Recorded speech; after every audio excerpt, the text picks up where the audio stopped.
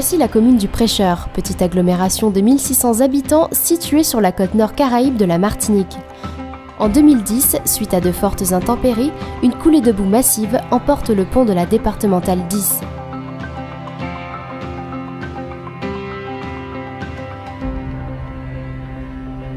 Si l'ouvrage reste praticable, il est fortement endommagé et ne garantit plus aucune sécurité. En novembre 2013, grâce à un concours architectural de type AVP, l'ancien Conseil général de la Martinique valide ce nouvel ouvrage unique dans la Caraïbe et confie sa réalisation à la société A2I. Un défi de taille pour le maître d'œuvre et les entreprises sélectionnées pour l'aventure. Le challenge donc pour ce chantier, c'est essayer de respecter les délais. Les travaux, généralement aux Antilles, on prend toujours un peu de retard parce qu'on a des problèmes d'approvisionnement, des problèmes de différentes choses.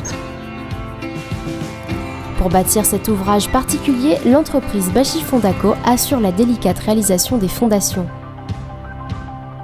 Nous intervenons sur ce projet pour réaliser les fondations profondes de l'ouvrage. On est dans le cas particulier avec des conditions géotechniques très particulières puisqu'on est dans le lit d'une rivière. Donc le challenge pour nous, c'est de pouvoir réaliser des fondations, donc traverser tous ces horizons avec des gros blocs pour réaliser les fondations profondes.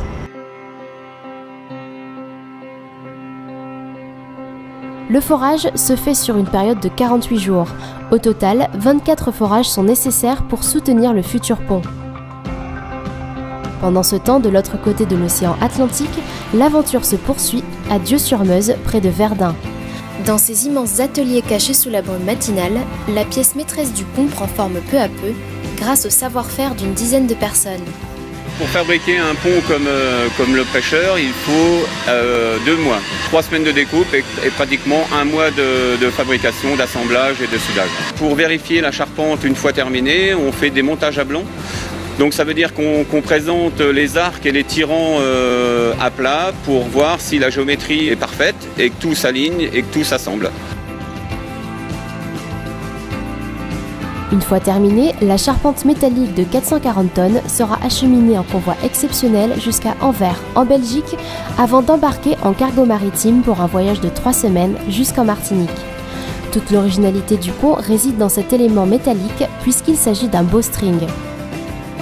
Cet ouvrage est exceptionnel, c'est un ouvrage qui se fait assez rarement déjà en métropole, donc qui est une première pour la Caraïbe. Donc il s'agit d'un arc métallique qui retient par des suspentes le tablier, avec des amortisseurs au séisme qui est très difficile à concevoir. Par contre, le rendu est vraiment très beau. Depuis 3 mois, toutes les entreprises allient leurs forces pour garantir la réalisation de ce futur pont tant attendu par les riverains. On le prouve tous les jours, toutes les compétences qui sont associées pour construire cet ouvrage, ce sont des compétences qui sont locales. Hormis la charpente métallique conçue en France métropolitaine pour des raisons techniques, ce chantier colossal prouve au monde que la Martinique bénéficie des savoir-faire nécessaires inhérents aux infrastructures de franchissement. Branle-bas de combat sur le port de commerce de Fort-de-France.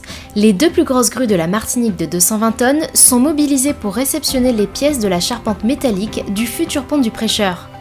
Arrivés fin mars, ces éléments en provenance d'Anvers vont de nouveau voyager, mais par la route cette fois-ci. Une trentaine de kilomètres séparent la charpente morcelée du reste du chantier. Pour déplacer toutes les pièces du puzzle, les 14 convois exceptionnels de l'île ont été réquisitionnés et une vingtaine de personnes est engagée pour cette mission. Il y avait des difficultés puisqu'en fait les éléments qui ont été acheminés, certains éléments faisaient jusqu'à 18 mètres de long, donc pesaient entre 30 et 40 tonnes pour certains. Donc ce qui veut dire que c'est des convois exceptionnels en termes de longueur mais pas en termes de largeur. Donc, ce qui fait qu'on était dans une configuration de catégorie 2 en convoi routier. Poutres de rive, charpente, tirant, l'ensemble des pièces du convoi pèse 440 tonnes, un volume important d'acier à faire passer dans le petit bourg étroit de Saint-Pierre, en plus des contraintes de temps. La mission se corse. En fait, le problème de la traversée de Saint-Pierre, c'est un petit peu compliqué parce qu'au départ, on avait 3 soirées pour traverser Saint-Pierre et au final on n'en a eu que 2. Pour faciliter la manœuvre des véhicules dans le bourg, le transport s'est fait de nuit et à contresens de 21h à 2h du matin. Après avoir franchi l'étape de la traversée de la commune, les convois déchargeaient leurs pièces dans un ordre bien précis. Les éléments donc sur le port de Fort-de-France étaient tous répertoriés. Donc ils ont tous un numéro, une carte d'identité si on veut sur chaque élément. Et donc on savait exactement où chaque élément allait. Le but était d'amener dans un premier temps tous les éléments en rive droite, donc ici, et ensuite tous les éléments en rive gauche. Depuis l'atelier de fabrication à Dieu-sur-Meuse jusqu'au port de Fort-de-France, la charpente particulière de ce pont a terminé son voyage. Maintenant, les équipes doivent reconstituer le puzzle pour la prochaine étape, la pose et les soudures de l'arche.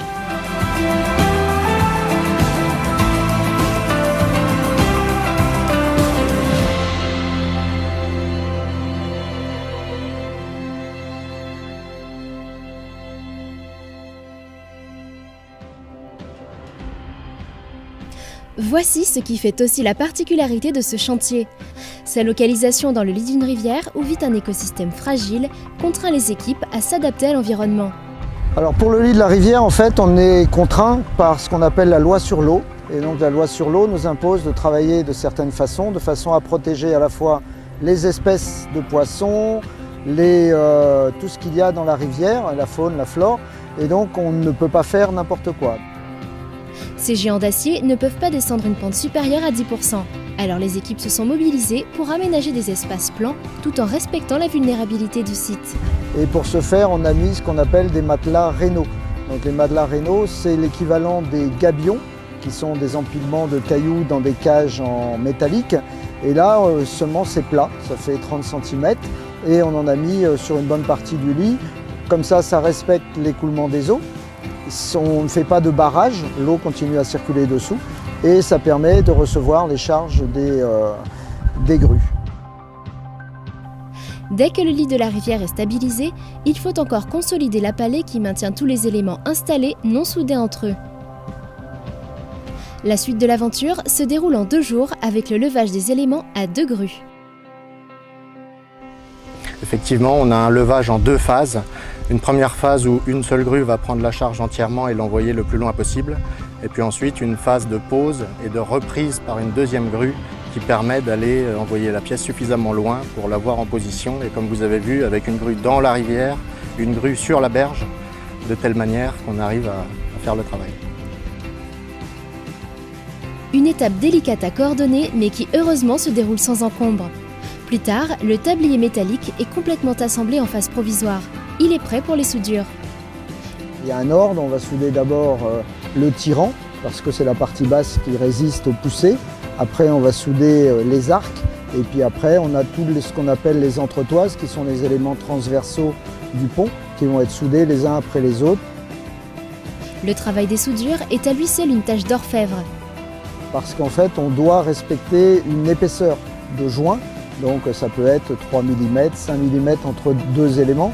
Alors quand on voit des éléments comme ça qui font 40 tonnes pour certains et qui sont en tôle de 40 et qui doivent s'assembler à 3-4 mm, vous imaginez un peu le réglage suisse d'horloge qu'il faut pour mettre tout ça en place, quoi. Après des semaines de soudage, les suspentes ont été installées et la pallée a pu être décintrée. À ce stade des travaux, la pose du ferraillage est aussi terminée.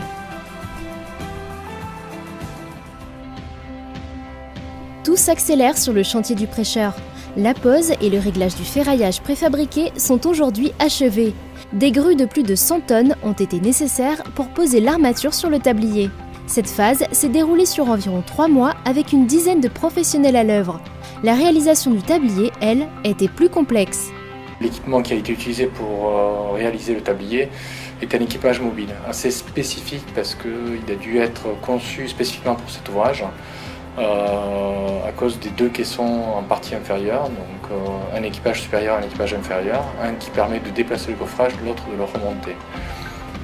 Donc on a formé notre propre personnel à pouvoir utiliser cet équipage. Ensuite, le bétonnage du tablier a été conçu par pianotage. Le pianotage consiste à bétonner un plot, ensuite un autre, mais pas forcément en suivant dans un sens logique. Pour bétonner, les équipes n'ont pas pu descendre dans le lit de la rivière. Le challenge était de trouver une pompe assez grande pour atteindre le centre de l'ouvrage. Cette étape de la construction comptabilisait près de 200 mètres cubes de béton pour près de 60 tonnes d'armature. Aujourd'hui, le pont lui-même est presque abouti et le personnel en est aux finitions. Dans l'avancement des travaux, nous faisons les finitions, c'est-à-dire nous coupons les oreilles de levage qui ont servi à lever les poutres, dont l'arc principalement. Donc on n'avait pas accès tant que le tablier n'était pas coulé. Et actuellement, nous sommes en train d'acquérir ces oreilles, le meulage et la finition. Mais cet imposant ouvrage unique implique aussi des changements limitrophes.